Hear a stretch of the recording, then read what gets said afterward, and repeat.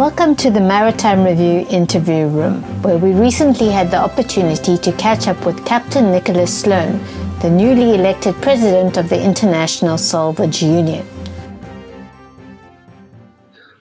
So that's a 2-year stint until the AGM at the end of 2023. So Vice support the president of the ISU, but the president actually has a lot more interaction. There's a bit more interaction with the international group of P&I clubs, IUMI, the International Union of Marine Underwriters and Insurers, BIMCO, and Lloyd's Salvage Arbitration Branch, and the Lloyd's Admiralty Solicitors Group. So there's quite a lot of more interaction as the president's role.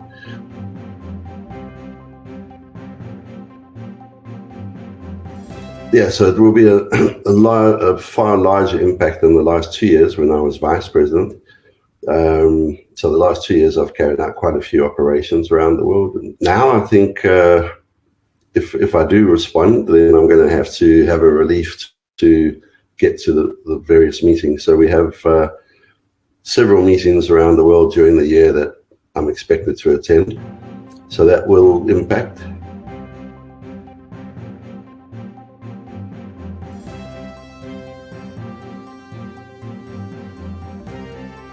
Yeah, so I think it's fantastic. I mean, obviously, it's a huge privilege and honor to get the nomination and the members who vote. So we have quite a diverse membership. So it's a global footprint of members from sort of Japan, China, Philippines, all the way through to South America, Argentina, Chile, Alaska. So we have a global footprint. And I think it's great that you're going to get more, let's say, diverse members joining the executive team and also taking the leadership role.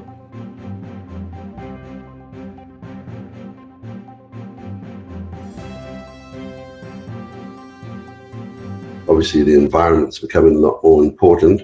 It's always been important, but I think the global focus is certainly after that COP26 and all of the Poseidon initiatives, that there's a lot more focus on the maritime sector and to try and be green. So that's exactly what the salvage industry provide. We minimize the exposure after an incident, and we certainly do protect the environment. So just this last year, we had 2.5 million tons of pollutants that were pumped out of casualties rather than ending up in the environment, and about $1 billion worth of cargo that was saved during operations.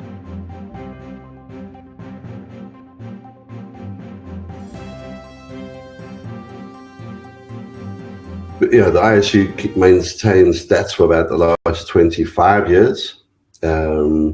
And they have an independent third party that actually goes around to all of the members and actually records what they're doing. So it's a pretty thorough data capturing, and it's purely anonymous. I think it's something that we haven't been great at putting out there, of just how much we do protect. So, when you get a ship off the beach, you get the bunker oils off, hazardous cargoes off, these cocktails happening on container ship fires.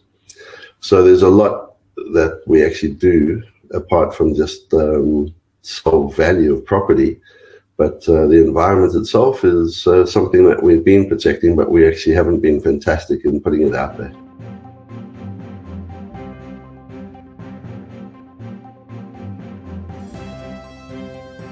So basically, if you have an incident where you've got a big ship that runs aground or has a collision or a fire, you've got to weigh up all the factors and say, okay, what is our carbon footprint to get there? So we need helicopters, we need fast supply vessels, launches, tugs. So by bringing that into that particular environment of the incident, you are adding to the carbon footprint of that vessel. But if you weigh up the benefits of reducing or completely avoiding any environmental pollution, then the benefits far outweigh that additional footprint. So I don't think that we can get away with not using helicopters and tugs and all the other resources that we need for hydraulic power packs, generators, pumps, etc.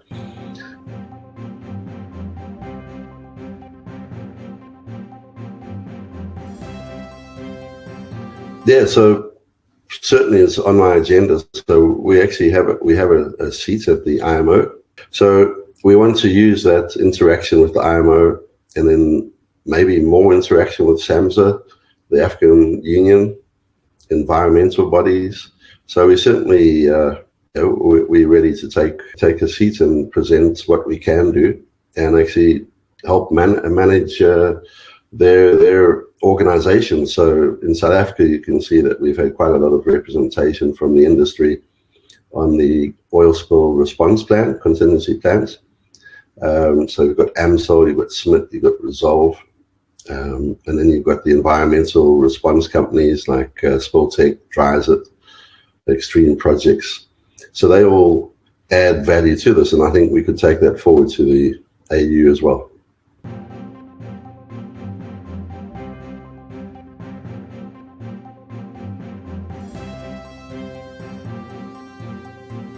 So there's an ongoing review of the Lloyd's Open Forum. Now it's going through its sort of, let's say, cyclical review of the Lloyd's Open Forum contract and to make it more user-friendly. So there's been a big push to ascertain whether the LOF or the Lloyd's Open Forum contract is still viable in this day and age. And there was a huge response from the market to say, without doubt, that is the form to facilitate any emergency response in the maritime industry. So at the moment, there's a Lloyd's panel to actually review it again. So if you think of when the Castillo Belvedere happened in 1983, there was no Article 14 or for environmental response. So that led to the Scopic LOF. And so since then, there hasn't been a big evolution of the Lloyd's Open Forum, and I think this will be the next step. So that's part of the focus, is to get that, let's say, hopefully concluded in either this next year, but certainly within the 2-year period. We're doing a BIMCO review of the rec stage contracts. So I'm on that review panel as well with BIMCO itself, representatives of the International Group, IUMI, and Maritime Lawyers of London. So we're reviewing all of the contractual clauses of the BIMCO contracts to make them as user-friendly and type-specific for 2020 going forward to the next 10 years.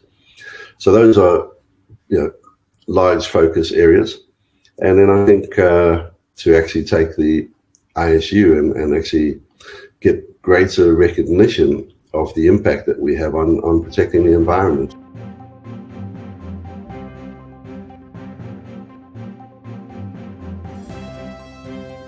It's amazing if you think even just 10 years ago, there were very few drones and the ROVs. Now every so we've seen you've got your portable drones. We put infrared thermal imaging cameras on them for heat sensing and firefighting support. The eyeball ROVs, the remote operated underwater cameras. You just throw it over the side and off you go. So certainly technologies supporting us in that aspect. Communication, without doubt, has improved. So if you look at this operation we're carrying out in Algiers at the moment and off Colombo, already this morning I've had 2 team meetings with the teams, and they can click onto one of the cameras that we have on site and actually give you a 360-degree eyeball, and then they actually switch over to the drone footage. And here I am in South Africa, and I can actually look into the drone and see what the drone's seen. So from that perspective, it's amazing. On the cyber front, I think cyber security is definitely something that we have a focus on.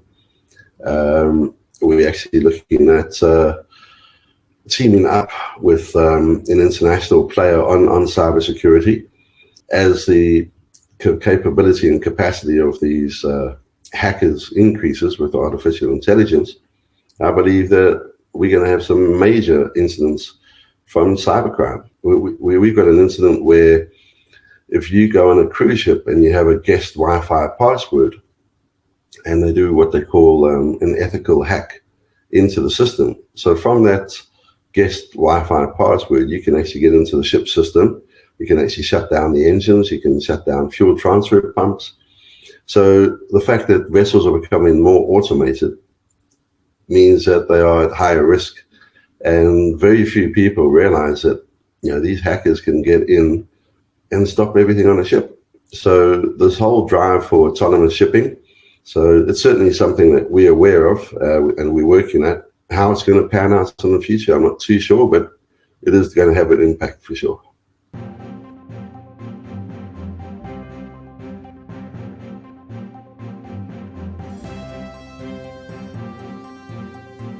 Certainly, I'd like to promote the standard of the South African Salvors, and we've got mariners that have worked all over the world in anchor handling vessels, divers. We've got a huge amount of divers that are West Africa and Middle East, and hopefully I can actually add some value to that and expose some of our talents here, and we get companies to buy in, and obviously I'm very proud of our industry, and especially the South African component. Let's hope that 2022 is a better year for everyone, and we try and get rid of this COVID problem and allow travel and people to move around again like we used to.